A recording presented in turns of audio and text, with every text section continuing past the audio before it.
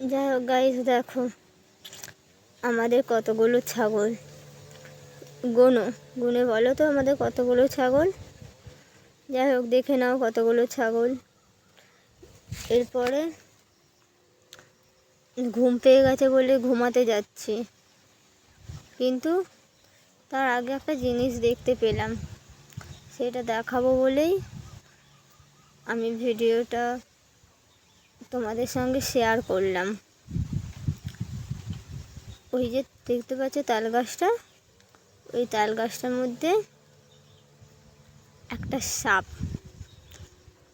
সেই জন্য তোমাদের কাছে ভিডিওটা শেয়ার করলাম।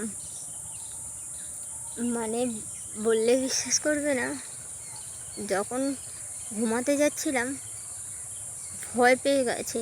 বলি বাবা, এত বড় কী সাপ এটা। প্রথমে তো ভাবলাম ঢ্যামনা সাপই, তারপর ভাবলাম না, ঢ্যামনা সাপ হলেও এত বড় হবে।